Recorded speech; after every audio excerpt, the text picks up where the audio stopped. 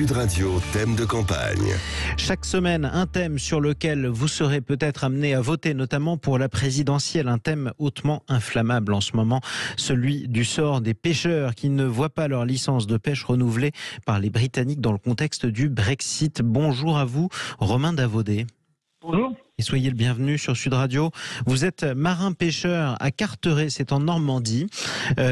Vos collègues pêcheurs ont brièvement bloqué hier le tunnel sous la Manche ainsi que les ports de Ouistreham, de Calais, de Saint-Malo. Est-ce que d'autres actions sont prévues aujourd'hui ?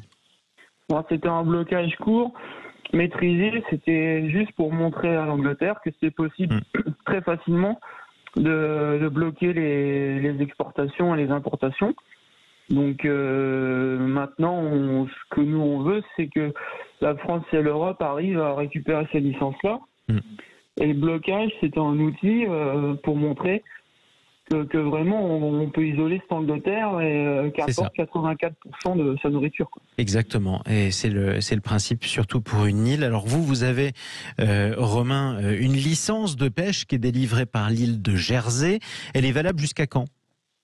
Donc ma licence, moi, elle est provisoire et elle va jusqu'à fin janvier. Oui. Mais bon, moi, j'ai fourni tout ce qu'il fallait pour obtenir une licence et je l'ai toujours pas, quoi. Donc vous êtes optimiste ou dans le flou ? On est dans le flou. Complet. Qu'est-ce qui peut vous arriver ?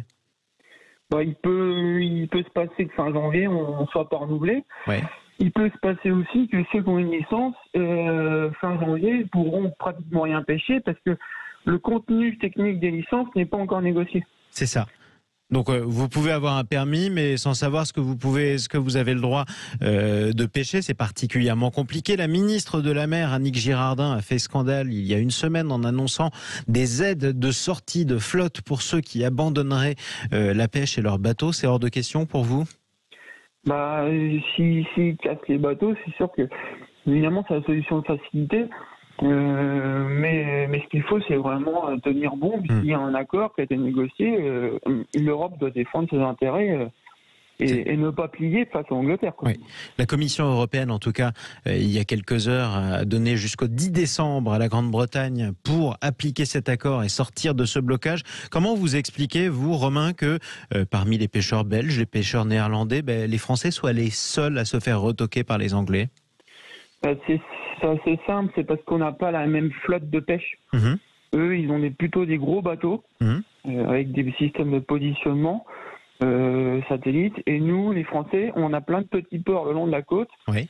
Et on a des petits bateaux. On a aussi des petits bateaux parce que comme on est plus proche d'eux, des Anglais, on n'a pas besoin d'avoir des gros navires pour aller chez eux. C'est ça. Donc l'île de Jersey, elle est à même pas 10 km. C'est ça. Pour les eaux, Elle était française d'ailleurs il y a 3 siècles. Et donc du coup, les Britanniques ont ciblé les bateaux comme le vôtre. Vous gardez espoir ou pas, Romain Davaudet, de pouvoir continuer à pêcher d'ici 2 mois dans la Manche ? On garde espoir parce que le gouvernement nous soutient quand même depuis le début. Ouais. Et même s'il y a eu un moment de flottement il y a peu de temps avec les annonces du plan de casse, on a maintenant Bruxelles qui veut bien rentrer dans les négos pour nous appuyer. Donc on a à nouveau un espoir avec cet ultimatum européen, quoi. Mais écoutez, tenez bon. En tout cas, Romain Davaudet, marin-pêcheur à Carteret en Normandie. Tenez bon, vous comme tous vos collègues d'ailleurs, pêcheurs français. Merci beaucoup d'avoir pris la parole sur Sud Radio. Le sort des pêcheurs de la Manche notamment, ce sera l'un des thèmes de cette campagne présidentielle. Et d'ailleurs, ça l'est déjà. Vous écoutez le Grand Matin Week-end, il est 7h39.